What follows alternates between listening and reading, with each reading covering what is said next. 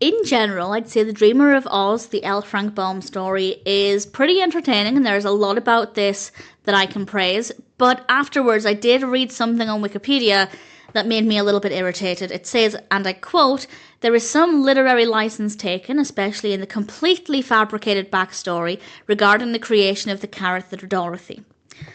And I've mentioned this many times before, and I'm sure I'll mention it many times again. If you're going to do a biographical film, you need to stick to the facts. When it comes to things like the creation of arguably the author's most famous character, or at least a character in the author's most famous story, you can't really make that up.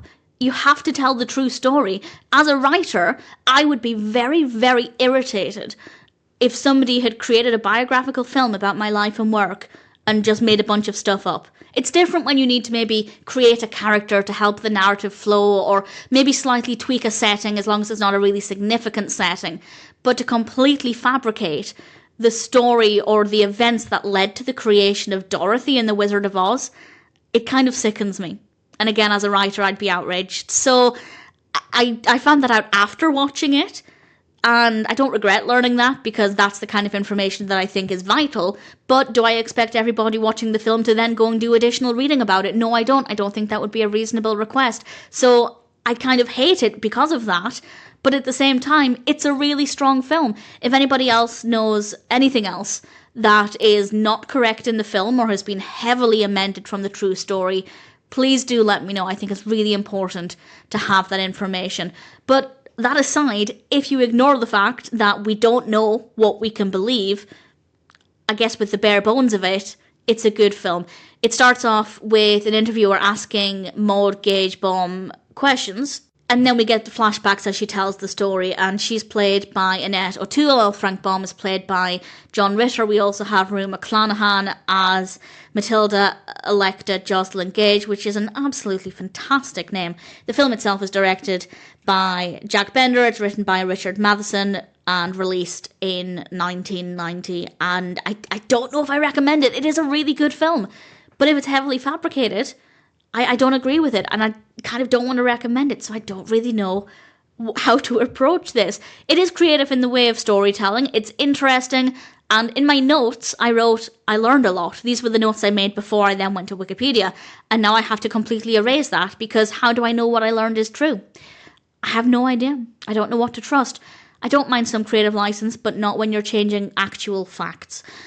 I suppose, though, it did make me want to learn more about the writer's life. What I did see seemed interesting. It seemed quite fascinating. I can't trust the story, but there are elements that seemed quite fascinating. And if those aspects are based on truth, it's a fascinating experience. I can confirm that the performances are very good, the characters are believable, the music is good, we have nice camera work and lighting, and the set designs are pretty great. So on the one hand, The Dreamer of Oz, the L. Frank Baum story, is a solid experience.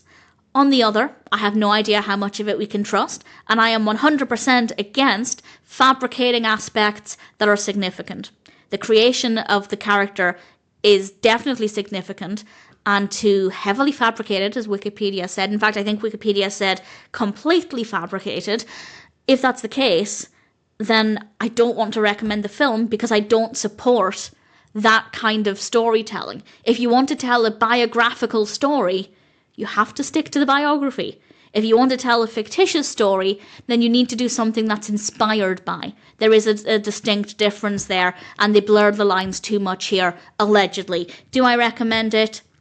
I'd recommend it if you're an expert on L. Frank Baum, because I'd love for you to then tell me what's actually accurate and what's not. That would be really interesting to know. Unless somebody can confirm that the film is otherwise 99.9% accurate, I can't recommend it as a source of information for the writer's life. I can't recommend it as a biographical film, because allegedly it's not fully biographical. So I don't really know.